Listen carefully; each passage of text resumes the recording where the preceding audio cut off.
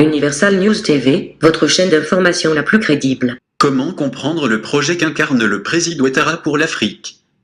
Pour le président Banda Kani, l'arrivée de Ouattara au pouvoir en Côte d'Ivoire est la plus grande catastrophe qui a frappé l'Afrique depuis 50 ans. Le projet de recolonisation de l'Afrique est incarné par le régime d'Abidjan.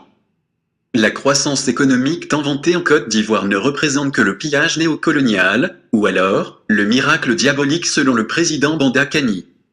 Écoutons maintenant l'analyse du président Banda Kani.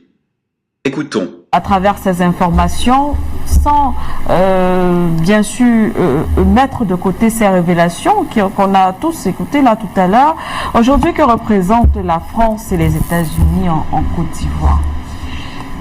Mais les États-Unis et la France sont les parents du gang international. C'est un gang criminel qui a opéré en Côte d'Ivoire un des plus grands crimes contre l'humanité de ces 300 dernières années. C'est-à-dire que même pendant la colonisation, l'esclavage, même pendant les heures les plus sombres de l'histoire de l'humanité, on n'était pas arrivé à ce niveau. Madame Manuela Siké. Dans les États-Unis et la France, sont les parrains. Ce sont les parrains de ce projet. Donc, c'est-à-dire, là, c'est-à-dire, quand nous avons dit ici que ce sont des criminocraties, il y a certains qui avaient estimé que non, c'est excessif. Vous savez, le degré d'aliénation de certains Africains se passe de commentaires. Mais si ce qui se passe en Côte d'Ivoire n'a pas été un crime, c'est donc quoi? C'est quoi? C'est un acte de bravoure? C'est l'héroïsme? C'est quoi? Donc, moi, Madame Manuela Siké, je voudrais, avant de revenir à ces questions-là, votre question, rappeler ce que je ferai toute ma vie, tant que je serai en face de ce régime, parce que, comme je l'ai dit, c'est la plus grande catastrophe qui a frappé le continent africain depuis 50 ans. Nous allons toujours rappeler le niveau élevé d'abjection. Vous savez, l'abjection, c'est le mal absolu, que représente ce projet qui est incarné par le régime d'Abidjan. J'ai entendu tout à l'heure l'ABAD qui fait une enquête et découvre qu'il y a 90% de jeunes Ivoiriens au chômage. Moi, ça me fait rire. L'enquête de l'ABAD rejoint le rapport secret de l'Union européenne, il y a peut-être 2 ans, je crois en 2016, si mes souvenirs sont exacts, sur l'hyper-corruption du régime ivoirien. L'Union européenne, c'est un rapport secret, et il y a eu des petites fuites. L'Union européenne, un des parrains internationaux de ce régime, un des membres du gang international qui opérait en Côte d'Ivoire, découvre que c'est un régime hyper corrompu. Donc le rapport de la BAD, qui n'est pas, au contraire, c'est un allié, c'est l'institution qui est très proche du régime qui est en Côte d'Ivoire, qui fait une telle enquête, revenant ici le rapport constatant l'hyper-corruption de ce régime. Madame Manuela Siké, ces 2 rapports, qui sont des rapports des partenaires de ce régime,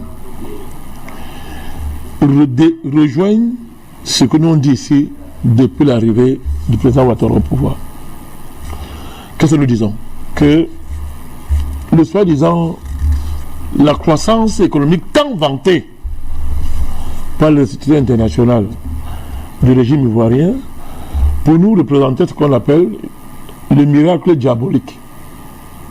Un miracle diabolique, qui en réalité n'est que le stade avancé du pillage néocolonial. Nous avons toujours rappelé ça pour faire de la pédagogie, pour que les gens comprennent pourquoi nous sommes en combat contre ce qu'incarne ce régime. Aucun Africain sérieux ne peut pas accepter ce qui se passe en Côte d'Ivoire, ne peut pas se taire. Que ceux qui veulent se taire, se taisent, mais qui nous laissent mener ce combat. On ne peut pas se taire, sinon nous ne sommes plus des hommes. Ce qui se passe en Côte d'Ivoire, c'est terrible, Madame Manuela Siké. Quand ce documentaire, petit documentaire, l'élément que vous avez passé là, rappelle, parce que c'est un documentaire qu'il faut passer ici.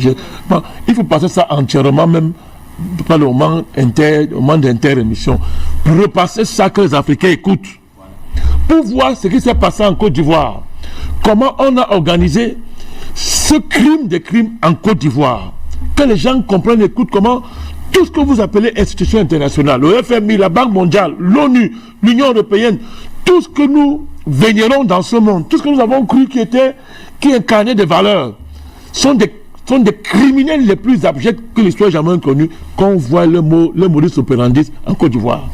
Et que les gens comprennent ce qu'on prépare pour le continent africain. Et pourquoi Afrique Média s'est levé?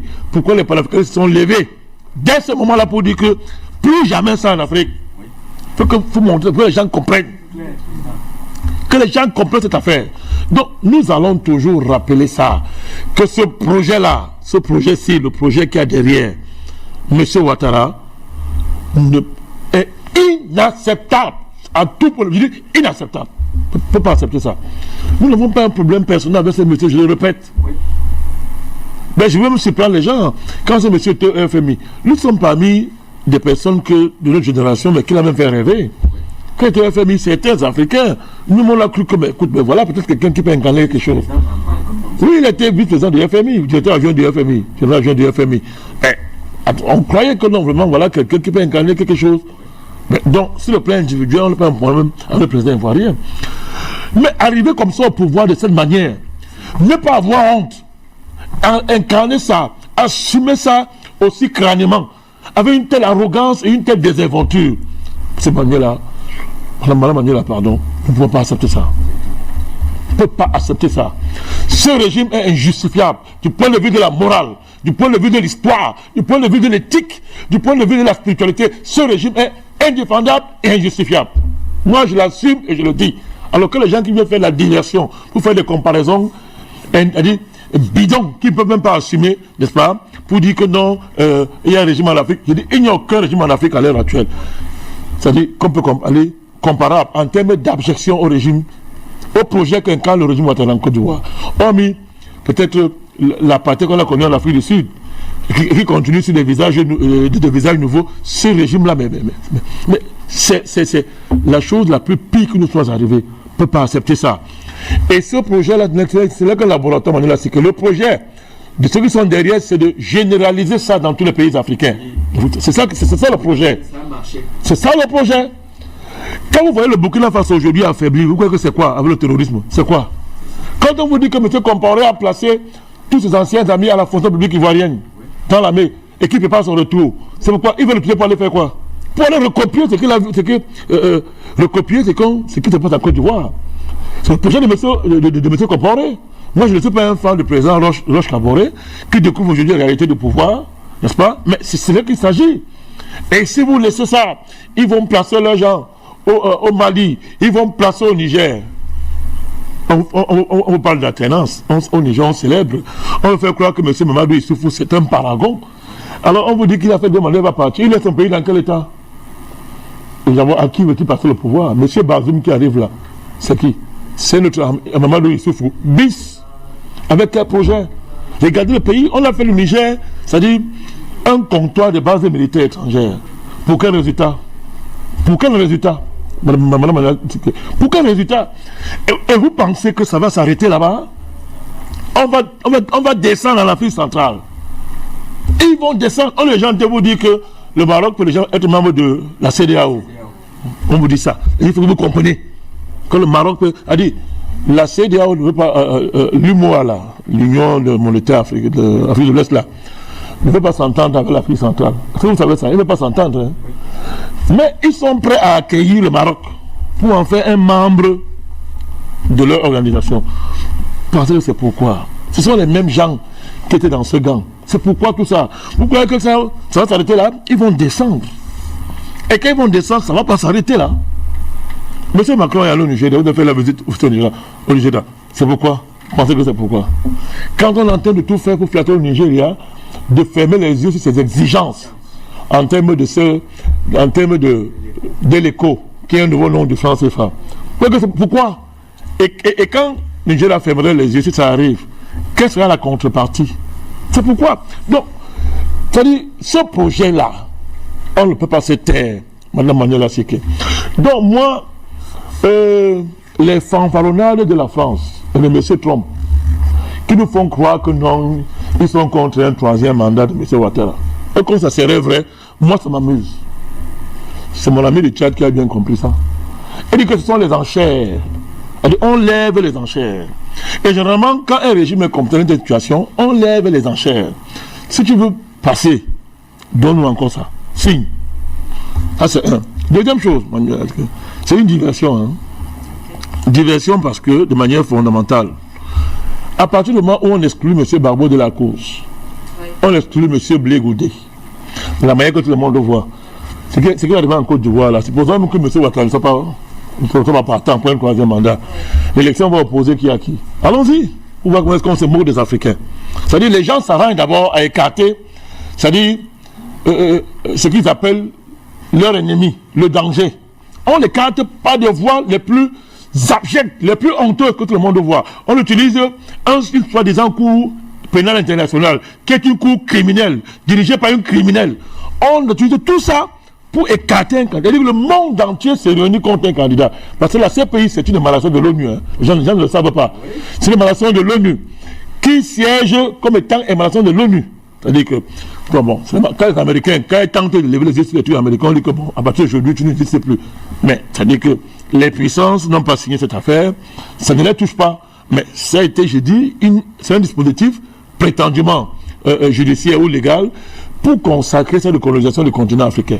Voilà donc la justice internationale, entre guillemets, qui organise par des voies les plus crapuleuses l'écartement d'un homme politique dans les enjeux politiques de son pays sur la base d'un mensonge, d'un crime le plus absolu.